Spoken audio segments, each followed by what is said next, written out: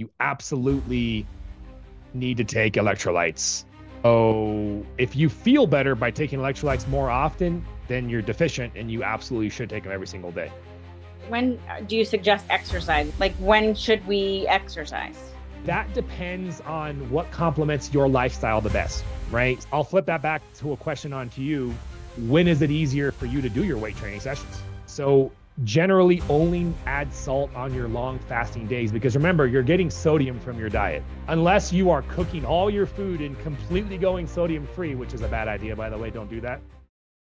So the questions that I wanted to go over: fasting without the medications, intermittent fasting on the non-long fasting days. How many times a day should I drink electrolytes? Can you take electrolytes once a day? I do. I take 1 scoop of electrolytes every morning.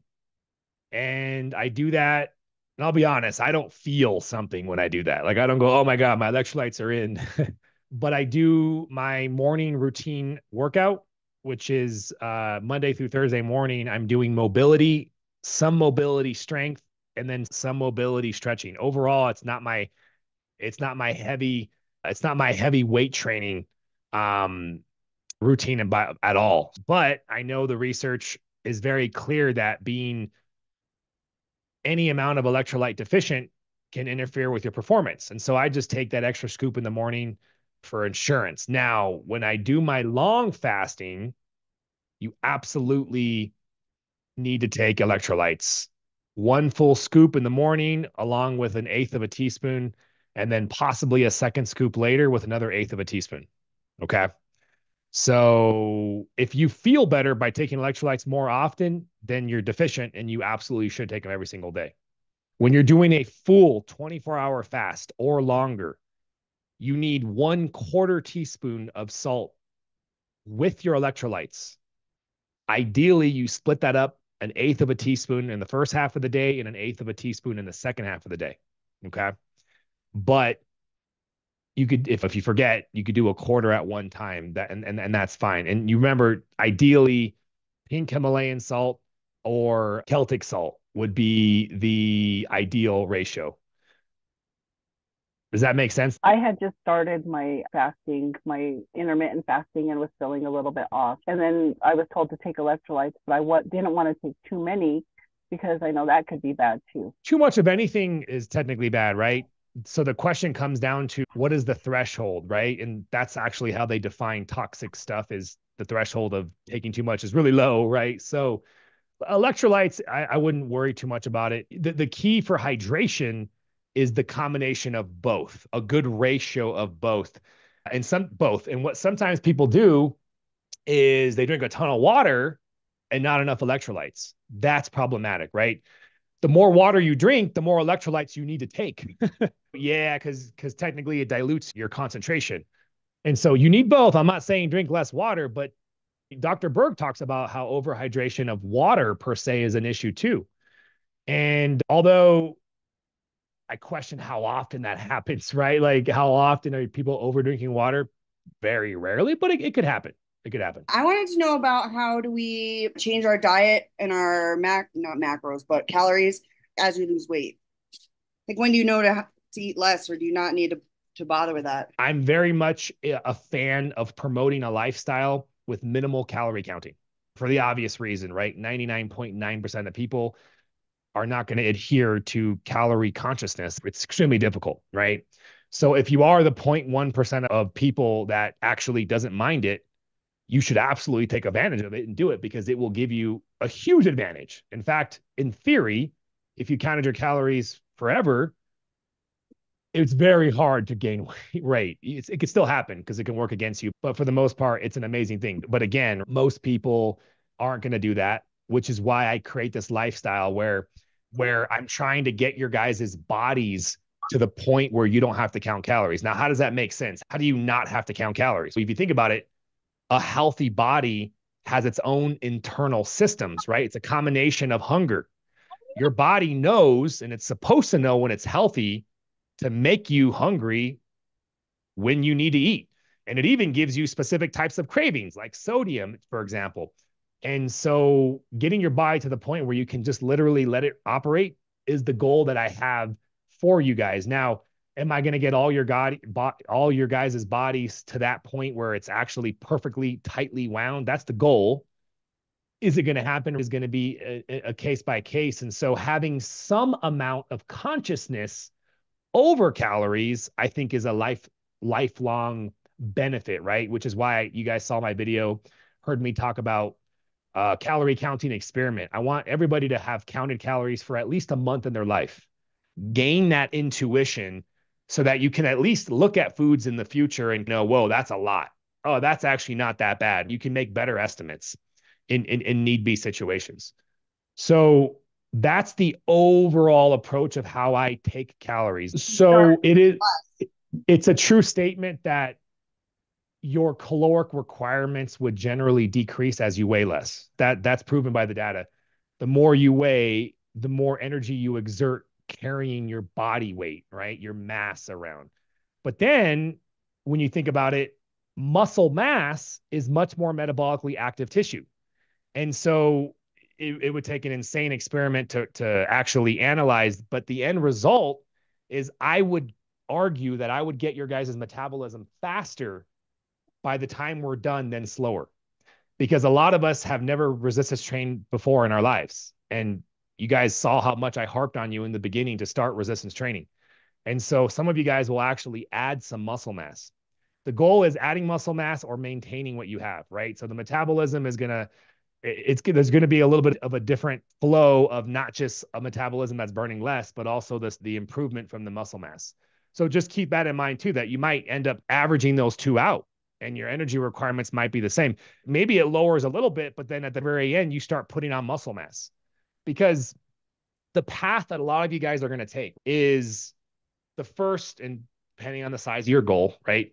The first, I would say, instead of giving you a time reference, I would say the first 50 to 75% of your particular goal for all of you guys. That's a better way to describe it because you guys have different starting weights.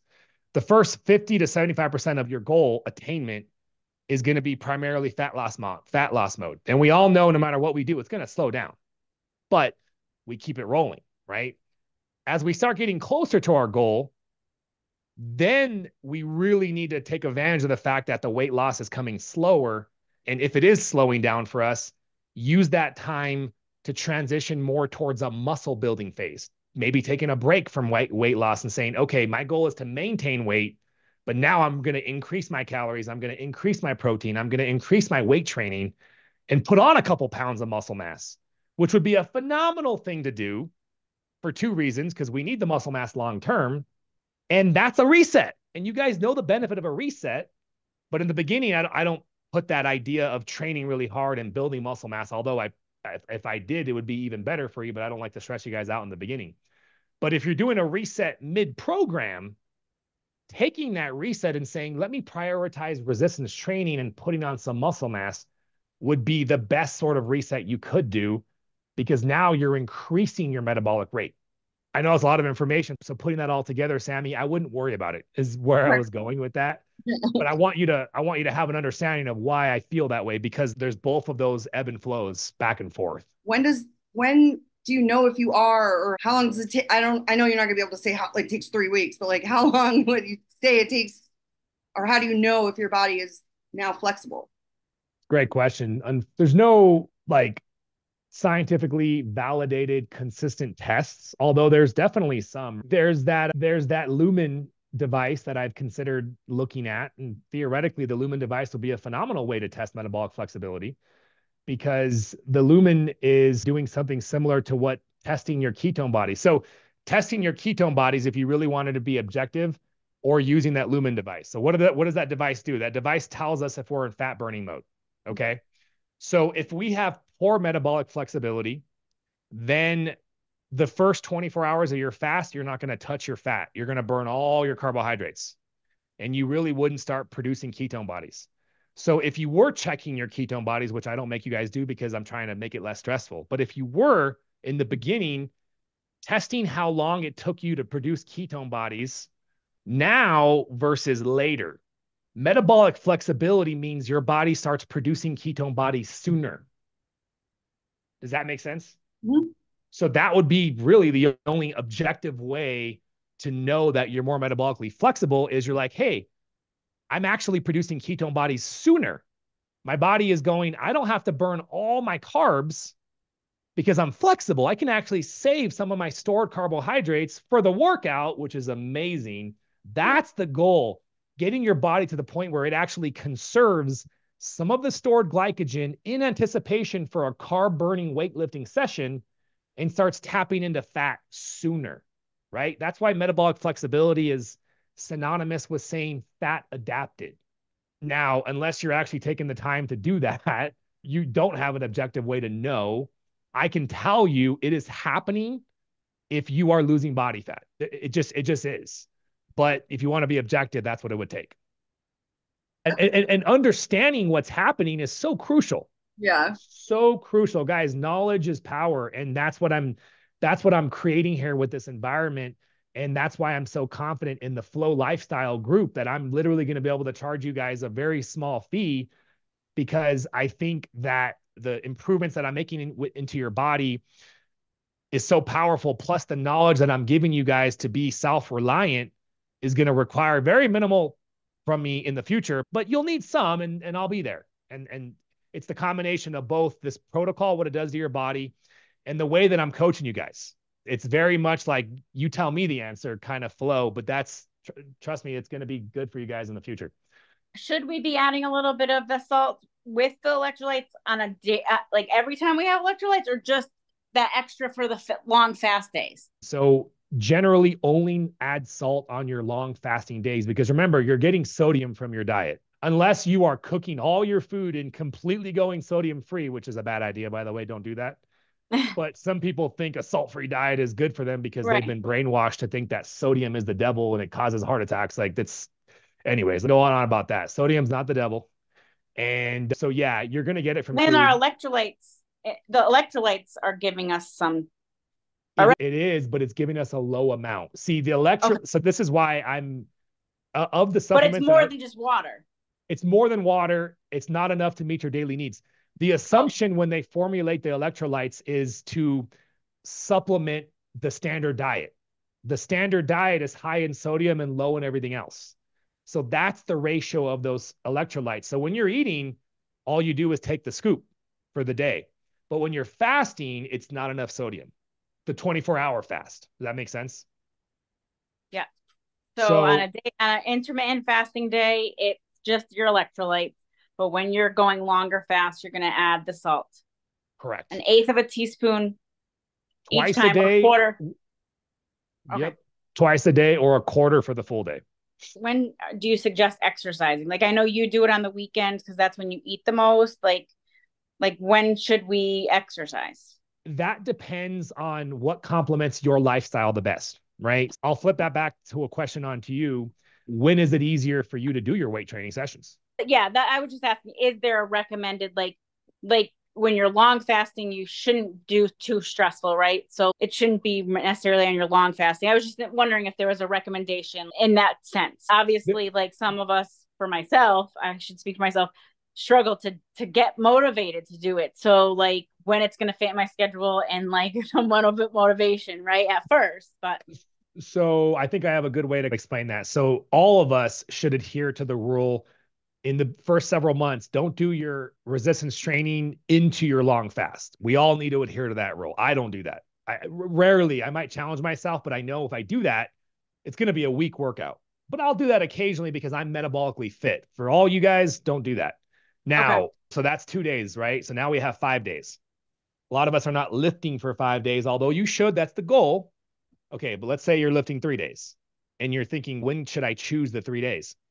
I think the best way to choose the 3 days would be the 3 days that you think now, let's say if you're in the keto phase still, it doesn't matter because they're all the same. So if you're in the keto phase still, then just lift whatever 3 days of those 5 that are most convenient for you. Now, if you're past the keto phase and you're in that, okay, I can eat carbs now on some days per week, right? That's phase 2. Now you choose lifting days that would be the best days that you see yourself having more carbs. And that's where my schedule comes in, right? The weekend, most people are working during the week. And so it's easier to fast. It's easier to go keto and be more strict. And the weekend, I still work, by the way, but I work less and I have date night and I do stuff, right? So I'm going to do stuff where naturally carbohydrates are going to be in my environment. So I just make sense of that and I go, let me train hard on the weekends. That way I can actually eat my carbohydrates and they work to my benefit. If you have a Mm-hmm. reverse schedule though, and you work on the weekends, well, then do the reverse, right? Mm-hmm. So when you get to that stage, then I would say pair your carbs with your lifting days on whatever days make sense for you to do that. Mm-hmm. Okay, so that's like a little general rule. We don't want to do it during last long fast. Do it when we're gonna, have carbs and start off with doing 3 days a week. That would be a Uh, starter. yeah, I would strive for 5, but I'm okay Oh, if you can only do 3 lifting. oh, Yeah, weightlifting is valuable. And it's not like cardio where I say don't do too much. Like it's hard to do too much weightlifting. Like no one's going to overdo that. But I'll accept 3. But the gold standard of weightlifting would be 5 days. and is there a certain amount of time or just like more of the set or the routine that you do versus do it for 30 minutes? If you were lifting 5 days a week, I would be okay with 30 to 45. If you're lifting 3 days a week, get at least 45. I'm meshing the concept of doing the best you can with what's the most ideal, right? Mm-hmm. Now, ultimately, the big assumption is how intensely are you in there during that 30, 45 minutes, right? I mean, Yeah. you can have a person who's lollygagging on their phone, getting just a few sets in, and those sets aren't even that serious versus someone else who's, I don't look at my phone, I'm hitting that set hard, I'm waiting, I'm going. Like, and that's Yeah. the second part of weightlifting where it's like you got to go in there with intention. You got to Well, go in there to kick some ass. So I just like 48 is a template that can be variable person to person. 2 to 3 months is going to be enough keto for most amount of people. Now, exceptions. If it took you 6 weeks to start losing weight, then no, you need longer than 2 to 3 months. Second exception, if you have extreme insulin resistance, autoimmune comorbidities, it might take longer. And so this is where that 2 month call that I do now for coaching, if you're in my warrior program, which all you get, some of you guys are students, some of you guys are warriors. So one of the perks of the warrior program is we do an intimate call every 2 months and we can get into your case by case situation if we need to adjust things. This fast that I did this week, I actually came on my cycle the exact day I had planned to fast. And I went back and listened to your video on fasting during ovulation and all that. I will say it was difficult. It was a little bit more difficult to fast, but I did it anyway. Was this, what part of your cycle was it? Was it Like progesterone the phase or ovulation? It was like the first day. I had already planned to fast and my cycle came on early for some reason. So because I was going to an event, I had planned it out that I would do it. The event was Wednesday. So I fasted Sunday. I started my fast Sunday and then finished it off Tuesday. But I just happened to come on my cycle the first day on Sunday. So I was like, oh God. But I did it anyway, but it was a little bit more difficult. So I was wondering is that not really a great idea? Or was there something else I should be doing in addition to just fasting? Because I did have a couple crackers because I needed to take like a leave. Yeah. But I didn't have a meal or any food or anything. 2 parts of that because I want to make sure I duplicated you. So I'm going to try to give you guys like an imaginary 28-day cycle here. So day 1 is when the bleed starts, right? That's the estrogen phase. You can fast all you want from the day 1 of the bleed. That's your estrogen phase. Estrogen starting to peak. You're great. Go for it. Then you hit day 13 to 15, which is ovulation. That's where you can have some issues for those 2 to 3 days. Okay. So Mm-hmm. that's where you pay attention to that. If it's an issue, don't do it. Mm-hmm. Then you're good to go to start fasting again. Then when you get to day 18 to 28, this is still now that is pre-bleed, right? Mm-hmm. So those last 10 days of the cycle, that's the progesterone phase. That's just like ovulation, sometimes even worse than ovulation because it's more intense, the effect of fasting. Mm-hmm. And it's not just fasting, it's anything that causes stress will Mm-hmm. make you feel like crap. It's not just fasting. And there's many more things that create cortisol spikes beyond a stressful day or a fight can do that too as well. I just want to be clear on those 2 phases. If you find yourself in those periods and you are struggling to fast, the question that you ask is, should I still do it? That is going to totally depend on how crappy you feel. So the reason why, Dr. Mindy Pels, and I love her work, says avoid it is because it's literally too difficult. It's flooring women. It causes some huge menstrual issues. And again, remember, all of this applies to perimenopause, premenopause. If you're postmenopause, you could fast like a man. Just want to be clear. Postmenopausal women, you're golden. Don't worry about any of this. But peri and pre have to be careful because it can floor you. So if it doesn't floor you and you felt like you were able to do it, I say go for it because the benefit is still happening, right? Mm. The benefit of resensitizing yourself to insulin is the primary objective. In fact, it's the insulin resistance that's creating your sex hormone issues to begin with. It's up or higher on the triage. So we need to improve. And I'm making a video that's coming out soon talking about like why my women don't have as much issues as Mindy talks about. It's a total theory of mine. But when you think about fasting, right, what is the stress that fasting creates? It's the inability of your body to mobilize its fat stores fast enough to meet its own energy demand. That is a stressful act. Your brain freaks out. It's not getting the energy that it gets normally when it's eating. And so cortisol, like stress hormone, is released, right? When you take AOD or MOTC or growth hormone secretagogues or even Unimate, right? Those products are aiding your body's fat mobilization abilities, mobilizing it for you. And so if you have the aid of the mobilization, you have less of a stress on your body because it's getting the energy it needs.